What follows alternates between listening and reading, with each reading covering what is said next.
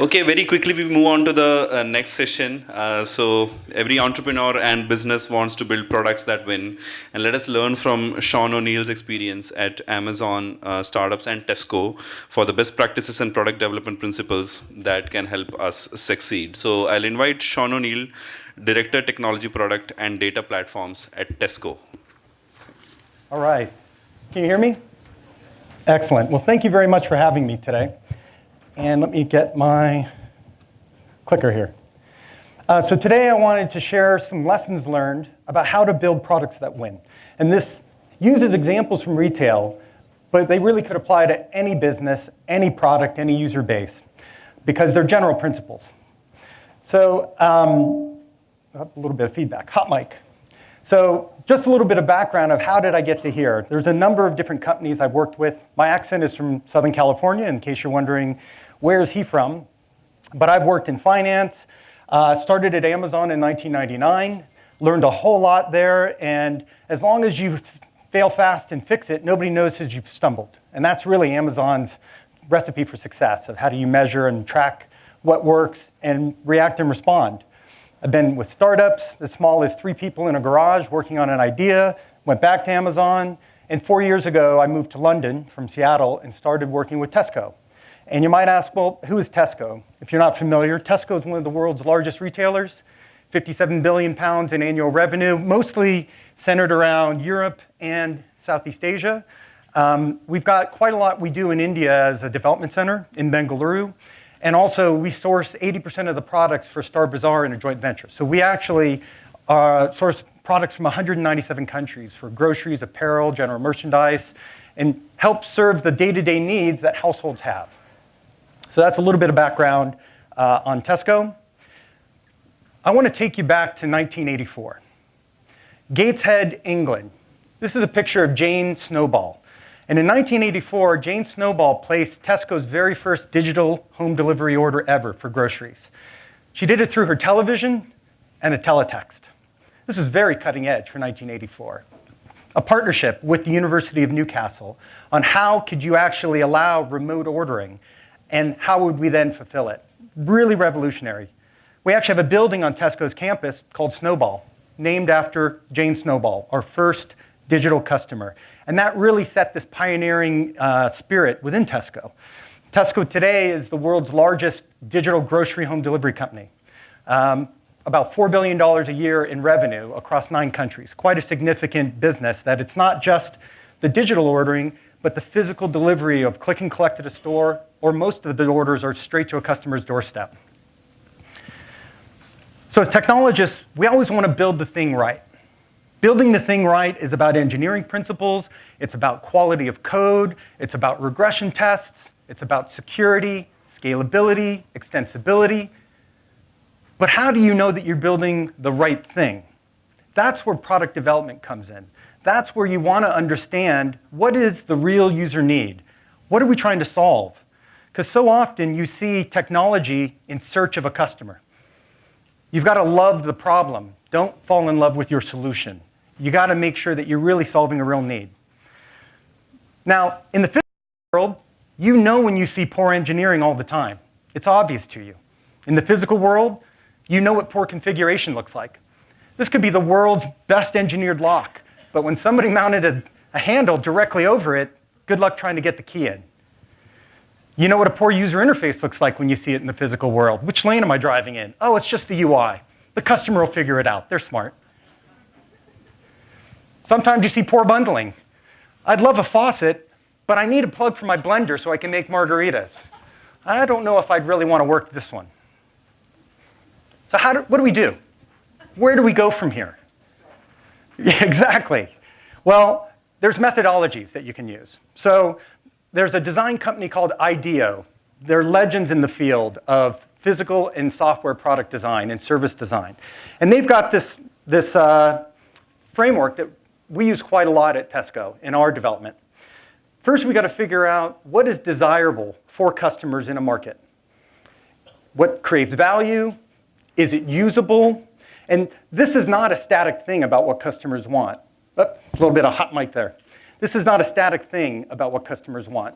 This is constantly evolving based on what else is available to that user in the market. So you've got to be ever vigilant of keeping tabs of what is desirable. Then you have to figure out what's feasible. Through technology, through operations, what service or product can I deliver with a certain quality at scale and reliability for the customer? Then you've got what's viable.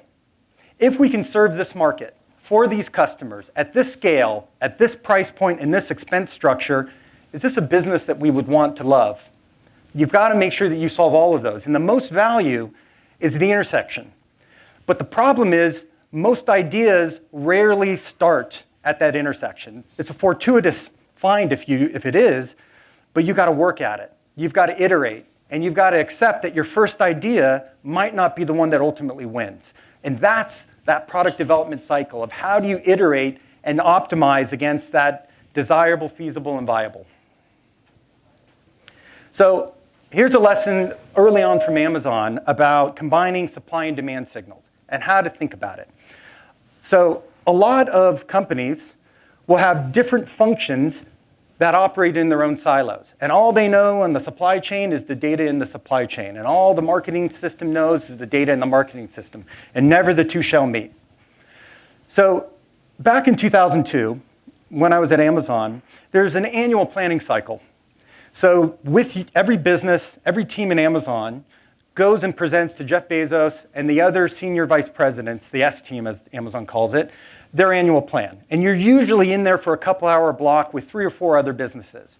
And it's a great chance to actually see what else is happening across Amazon.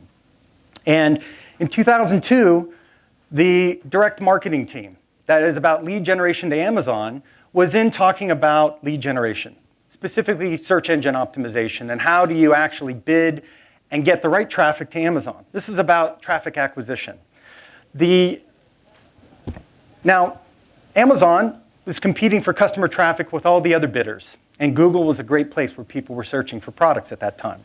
And some searches were very specific, and some searches were very unique and or broad. They span the whole spectrum.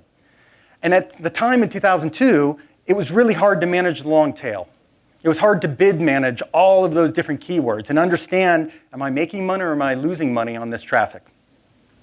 And so the team that was in charge of the direct management platform was presenting their plan. There happened to be an engineering director in the room from a different team who pointed out the observation, you know, Amazon's a search engine too. Why don't we just create a feedback loop? Because Amazon knows when somebody searches for the word North Face parka, on Amazon, they know what the conversion is to a purchase from that query. Amazon knows what the expected revenue is per query based on the average product's price. And Amazon also had a good view of the contribution profit of those items. So Amazon, in 2002, knew what the expected contribution profit per query on Amazon was. Well, that's fantastic because that's the cap on what you'd want to bid for traffic for that.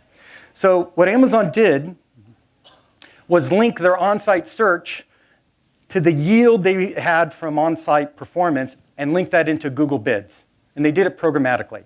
So here's a little table that might illustrate it. So imagine Cuisinart is a very broad search term. Lots of retailers bidding for the search term Cuisinart. Your device turns off. This says your device turns off automatically in 48 seconds on this screen. Can somebody do something for that? All right. You don't get to see that, but I get to. That's going to be exciting. They're taking away my safety net. So imagine the Cuisinart. You've got lots of bidders in the market trying to buy that keyword. Amazon can actually say, look, we expect 25 cents per query contribution profit. If the current market rate is 75 cents, the system says we would be losing 50 cents per lead. Not worth it. Then imagine a little bit longer query, Cuisinart stand mixer, higher value product. It's not just the category of Cuisinart brand, it's a specific product, higher margin, $1.50 profit per click, $1.30 bid. In this case, profit. So bid that as long as you actually are still positive. Now imagine something like Cuisinart replacement bowl. This is a very specific search. You don't just casually say, you know, I really could use a Cuisinart replacement bowl. Usually it's a need because your bowl's broken and you have to replace it. High margin product, very high conversion. So in this case, $4.50 per query of expected contribution profit. Nobody's really bidding on the long tail for this, so this is an arbitrage. This is how Amazon ate the entire long tail of search terms and shifted the tide into really getting customers onto pages and search results that actually converted. And because Amazon was updating this all the time, if it turned out products were running out of stock and the conversion on those queries started to fall, their bid cap would naturally fall with it. And if products were back in stock, they naturally would rise if the conversion followed. So this is how it's not just about demand, but linking their supply signal with their demand signal to sell the products that convert. Great example. So now a lesson from a startup.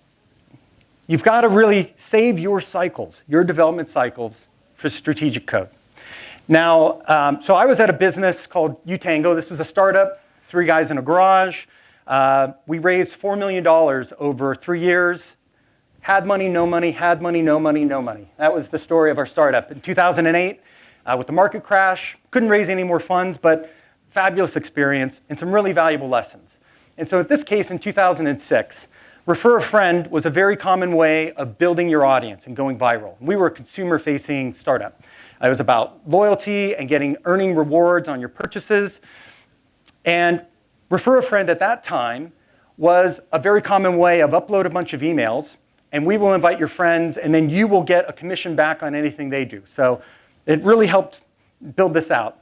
The problem was, it's very complex to build out all of these linkages. This is basically data interchange with Gmail and Yahoo Mail and different personalization or friend sites like Friendster was still a thing at that point, Orkut. There's all these different ways you could try and have people share their contacts so you could email them on their behalf. But complex to maintain. Every single time that Gmail made a change, it might break your link. It's very fragile, very brittle. So should we build this or should we license it? So there's a decision path that we had to go through here. First, in this build versus buy, if we build this thing and we are best in the world at it, will this be the differentiation that allows us to win? Will this be the difference maker? Second question, if our competitors build this thing and they are the best in the world at it, will that give them a competitive advantage over us? Will that be their difference maker? And the third, is there a viable commercial option in the market? Really important questions, because as a startup, there is no 3-year plan, there's Thursday's plan. And if we don't do the following things and get that next round and proof of concept, you don't make payroll, you all go home. So it really brings focus. And you really need to focus your development cycles on the investments of code that are going to make the difference for you. Just because you can build it does not mean you should. Early on at Amazon, every single team at Amazon that had to send customers an email built their own sendmail. It was a hubris. Like, yes, we can build our own sendmail, and I don't like that guy's sendmail. I'm going to build my sendmail. It was a waste of cycles. It really, really was. And it takes discipline to rein that in and be able to say, everyone building their own sendmail is not strategic. So at Utango, we met with this potential investor. And this investor, we were relating, refer a friend. He asked, do you have a refer a friend system? And yes, here we do. And we walked him through how we chose to license it instead of build it. And he got really angry. And we're surprised. Like, what? Why are you so angry? What would make you so mad? Well, he had another investment. They just spent 3 months and $25,000 building this version. And that 3 months could have been spent on something else strategic for them. What made him really angry was how much we paid for ours. $75 a year to license it. $75 versus $25,000 plus the opportunity cost of 3 months of a development cycle. Really important. Focus on your strategic code and make the right build versus buy decisions. So a lesson from Tesco, focus your team on outcomes that matter. It's really challenging for some teams to link what they do to the bottom line of the company, a top line of the company, something that ultimately will make a material difference to the viability and success of a company. So it is your job as a leader to find a way to ladder that up, because the better a barometer the team has, the better decisions they will make in place rather than just trying to escalate everything up. So here's an example of what we did at Tesco. So I joined in 2014, and we had this insight. And this insight was friction makes a difference for customers. I know it sounds shocking, but we actually had a way to link that to financial revenue. So what we're looking at here is we took every customer who had an online grocery home shopping order in the UK for a 10-month span. We do about 1 million transactions a week. So this is a high volume population. And we looked at all those customers. What was the total spend with Tesco grocery home shopping over the first 10 months of their life, including that first shop? So it's a proxy for lifetime value. And then we segmented it by how fast was their first shop. And the dark blue is basically in 15-minute increments up to an hour. Then you've got up to 12 hours, and then the gray is 12 or more hours. Now, grocery home shopping is very different than your traditional general merchandise shop. You're not shopping for one high consideration item like a new appliance or a new jacket or a dress. You're making 50 to 70 low price point, low consideration decisions, in which case you might have to see 200 or 300 products to find the 50 to 70 that are right for you. So it takes work, it takes effort. And this really made clear that the faster the shop, the better. Now here's the point though. The first shop didn't have to be a big shop. It just had to feel like it could be a habit worth making for a customer. They had to be able to feel they could close it. And the reason why some of these take so long is in grocery shopping, you can place an order and then come back 8 hours later and amend it, and then come back. If your order delivery is several days out, you can amend as many times as you want up until midnight the night before. So it's very different than your traditional grocery or general merchandise shop. So how should we measure user friction? Because I didn't want to just use time as the metric to give the team. Because if I only have to buy 10 items, that's a very different shop than if I'm planning a party and I need to buy 100 items. So the way we define friction is customer effort over task completion. So for this case, user page views over add to basket. And user page views isn't perfect, but it was tracked across all of our apps, mobile web, big view, so it was available. And sometimes being available across all your channels is a good enough place to start. So this is how we track friction, and a lower number is better. So if on every single page I traverse, I find at least one item that is in stock, that is relevant to me, that has a price that is affordable and appropriate, and I add to basket, I'd have a friction level of 1. Lower is better. And with this friction metric, we're able to give the signal to our teams to say, go solve. So over the last couple years, we've been building up the Tesco science. How do we understand relevance for customers? How do we look at signal? Because again, you're looking at so many products and you're adding lots of products to basket is a very strong indication of intent. If you add vegan sausages to your basket, that is a very specific item. And people who add vegan sausages also happen to buy all sorts of other interesting products. And that allows us to really reduce friction, anticipate what is your next likely item to add to basket based off the behavior we're seeing. It works for what we call the cold start. Even if we've never seen a customer before, their very first shop can be faster and simpler because we get more offers per page.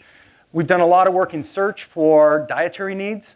How do we help people find vegan products, gluten-free products, dairy-free products, nut-free products? A lot of these data attributes are poorly instrumented in the keywords of a product. They're not always in the description. And so we've partnered with a great partner, Spoon Guru, to really help itemize and catalog this, pull in this data so that our recommendations and our search relevance can run on it. Here's an example of as you add mushroom cups to your basket, we slide up a little tray that suggests other products people buy: tomato sauce, pasta, onions, Parmesan cheese. How about a spaghetti dish? So all of these things have really been effective at reducing friction, improving the speed at which someone can build their basket. So how have we saved customers time from this? How much time have we saved? So I had the team look at this. And as we allow people to buy far more items with far fewer page views, we're reducing friction. And so we looked at over a 52-week period, if customers bought the exact same number of items and you had the experience of a year's prior friction, how much time did we save them from this year to last year? And the answer is 3 million hours. We saved our customers 3 million hours of time. So for a regular shopper, that's 10 minutes a week off a shop. And if you're shopping every week, over the course of a year, we're saving you 8 to 10 hours a year. That's enough for a box set. We're giving back time to our customers because they don't really want to spend a lot of time thinking about what washing powder do they want to buy. They just want to make sure they don't run out of coffee and diapers and washing powder. So really focusing on this friction really allowed our teams to make great decisions in place at pace. So how do we take this further? How do we think about what people need across their household? So you can imagine all the things you buy in a year. You've got some plot of purchase frequency, so things to the left are items that you only buy once ever, and as you go to the right, you have things you buy all the time. You're frequently buying them. And then you've got some other point around item price. And it's a lot of effort to buy all these things and shop because you're always on. As a customer, you are always thinking of the things we need. Oh, I think we're almost out of toothpaste, or I think we need to buy more shampoo, or I think that I need more coffee. You're always on. So how we think about being relevant for customers, in one way, we need to tackle these high-frequency, low-consideration items with Basket Assistant. How do we start anticipating the replenishment cycles you need, and at the right moment of time, suggesting, we think you're about to run out of toothpaste. Would you like to add it to your basket? We then also help to help customers shop by recipe, because grocery is ingredients. People don't want ingredients. They want happy meal time. They want happy family time. So we've got to be able to solve the bundle of a recipe that says, give me spaghetti bolognese. Give me Thai green curry. And you figure out the ingredients I need for it.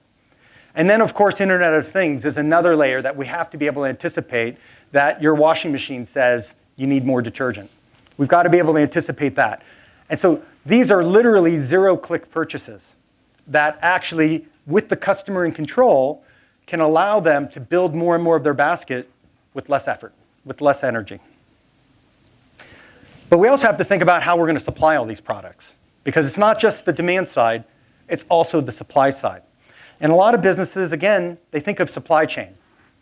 And then they think of marketing, but they don't think of it as a demand chain. And the reality is these two work better together. The more you can connect the signals between the two, the better off it's all going to perform. You're going to have better smoothing of your inventory. You're going to have less safety inventory that's just sitting around. A traditional store is we're going to pile stuff up and hope the marketing team did their job by walking somebody in or bringing them to the site to buy it. But you're actually going to optimize it by combining the two and being able to promote the things that you've got available and be able to figure out the best way to get customers the products they need. So here's a little bit of how Tesco thinks about that last mile. So we have customers. These customers are distributed all across a particular market for one of our countries. And then we've got Tesco options. We have big stores. These extra stores are tens of thousands of square feet, 80,000 square feet. Very, very big shops. You can buy everything from general merchandise, appliances, clothing, groceries, which is our core, phone service. We've also got small shops. These are express convenience stores. It's like a 7-Eleven, but also have fresh food in it. And we also have home delivery in all of our markets. So we've got all these ways we can get products to customers. But our customers have preferences. So our supply chain has to read and forecast our demand to figure out, based on what we understand about the demand and the preference for products, how should we fill our shelves and or make it available for home delivery? So we do a forecast. What products do we think we need in what location, how many, so that we can optimize availability, cost to serve, while reducing the waste that's going to come from it. And then based on fine-grained observations of customer purchases, sell-through, what else is selling in the same shelves, and even the weather, we're going to adjust our forecasts. And we'll take some of those out because we realize those aren't going to sell. So we get to what we think is the right products because the physical move, the digital side is the cheap side. Moving atoms is where real expenses comes into play. So then we figure out what should go on the shelves. And then as customers shop, we want to make sure that we're relevant to them and reducing waste. It's a big problem for grocers and farmers all around the world to try and reduce the amount of food that's wasted.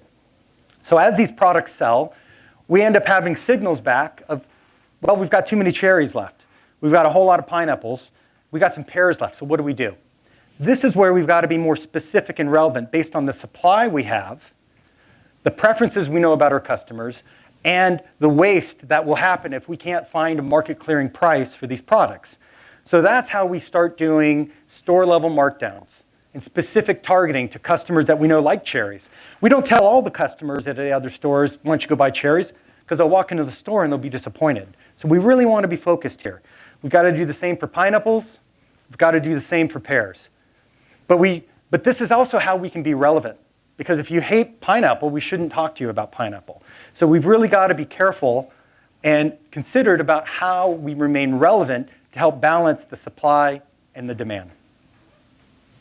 So of all these lessons, and this IDEO concept of desirable, feasible, and viable, there's a number of principles when I first arrived at Tesco 4 years ago that I wrote down and I share in all of the sessions that we have. And I'm not going to go through all of them, but a lot of these I've referenced through the talk we've just had. But you need to set your team's culture up to be able to make better decisions in place.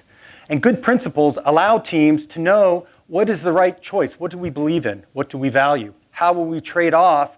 If you're a two-sided marketplace, as an example, between buyers and sellers, you've got to decide, how do you break ties between the two? And as an example at Amazon, we basically said, we are going to be the most customer-centric place to buy for customers, and sellers come to us because we've got happy customers. And that allowed a tie break, if ever needed, between buyers and sellers. You've got to decide, what are the principles? If you find in your team that 80% of the decisions get escalated, that's an organizational failure about design and outcomes. So you really want to make sure that you're focusing on that. And if you're successful on the first 9 of these, the 10th one materializes, which is be credible. It's too many places where technology promises, either overpromises and underdelivers, or delivers exactly what was asked and nobody knows if it worked. Ultimately, for us to be successful, it's about being credible. That's when you're a partner for the overall business about driving the change that's needed.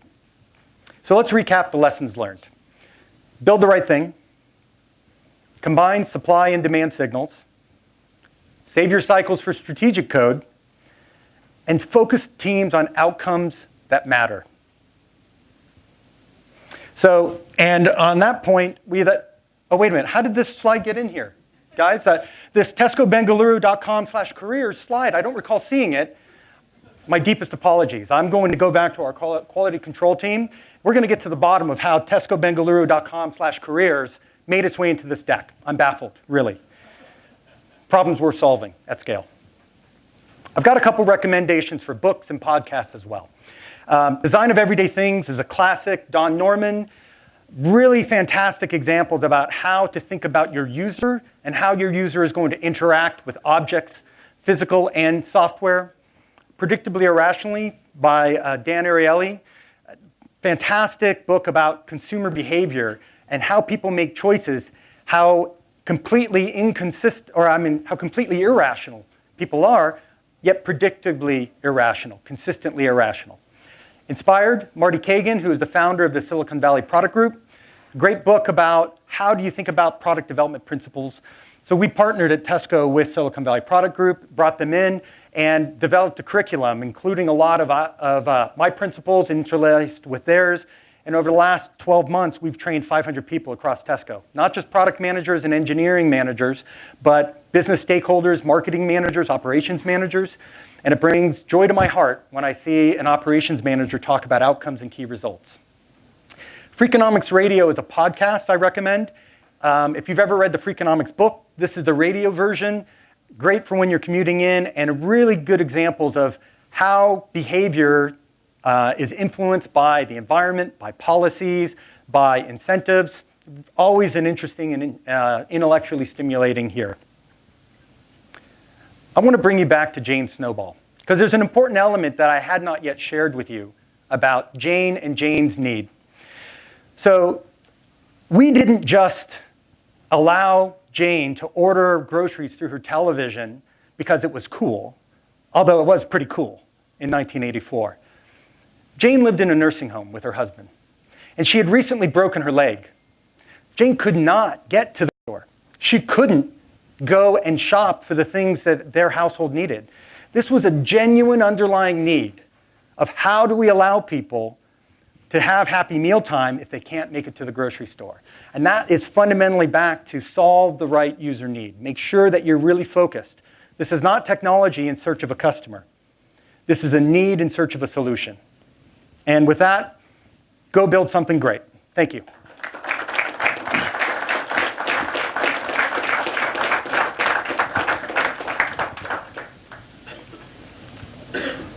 Any questions? I'd be happy to take some. Do we have time for that? One or two questions? Yes. Great presentation, Sean. I love the section on the frictionless customer experience, because that's everything. That's what they want today. Yeah. Back to the picture that you had for Jane on the first transaction on e-commerce, right? Are you doing anything on voice activation? Shopping on groceries is a bit mundane than, let's say, buying a navy blue jacket, but it's necessary, right? So your milk and washing powder and things like that. There's so much stuff on Google Assistant and Alexa. There's 50 million devices in North America right now. Are you all moving in that direction as you build new products? We're absolutely exploring all different ways that customers want to shop.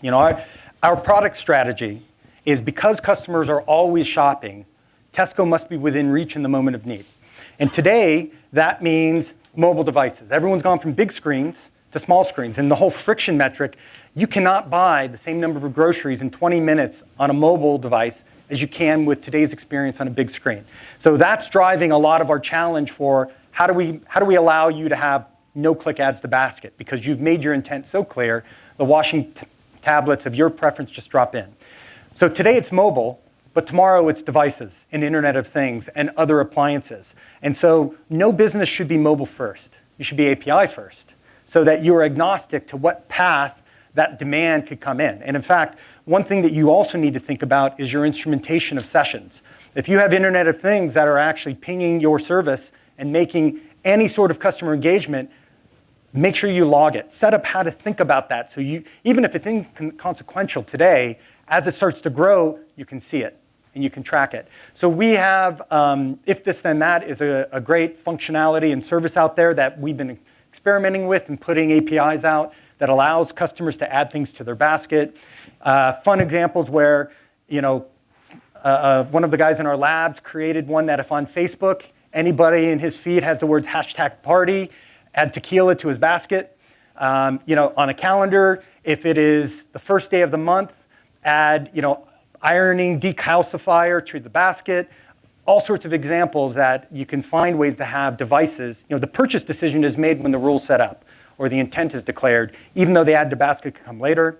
So we're testing also with Google devices for voice, although the reality is you don't get a lot of repeat. You get a lot of curiosity, you get a lot of early adopters, but it's not habit forming yet, because it's not natural yet. There's a second thing that any business that is any firm in the business of search is going to also have to rethink about their data and their metadata, because all of our data is about how people textually type, but it's not how people speak. And you're really going to have to focus on that natural language processing of how is somebody going to ask for a brand that might have a slang version of the brand. They wouldn't normally type that, but they'll say it. So I think a lot of businesses are going to find surprise that their products aren't showing up in the right searches because they don't have the right natural slang. Thank you. What? So Sean, my question is on the recommendation versus discovery dichotomy, right? So when you start recommending more and more, people stop discovering, right? And it becomes more and more difficult to upsell, cross-sell, even show sponsored items and all, right?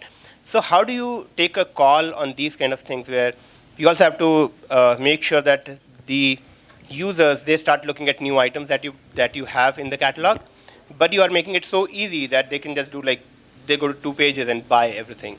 So how do you evaluate and how do you take decisions? Well, it's an important topic, but I'm going to actually politely correct you that you're presuming the recommendations do not include new product discovery. If you're relevant and people like new product discovery, that's got to be part of your signal in some way. And you let the customers vote with their behavior. If they add them to basket, that's a pretty strong sign of engagement. There's many different recommendation strategies. Some products, it is about upsell. Some is cross-sell. You know, is somebody throwing a dinner party, and even though for their everyday they use the basic value pasta, but they want to impress their friends, so they want the finest for that. That's about contextual relevance. And if today we don't do it, it's because we aren't observant enough, but need to be. There's definitely still a place where if the basket, and I showed how can we help people add things to their basket without overthinking it. That still frees time for people to be inspired for the meals they want or the products they do want to discover and talk about. So there's still an opportunity, but you only have so much of someone's mind share before they feel this is a chore and you're getting in the way. And there's a very delicate balance. And the only real measure is customer repeat loyalty. Do they actually feel this is a habit worth keeping? Sure. Thanks. All right. Thank you very much. Thank you so much. Thank you so much, Sean. I would like to invite Rajul, CEO of Shopper 360, to give a token of gratitude to Sean. All right. Well, thank you. Thank you very much.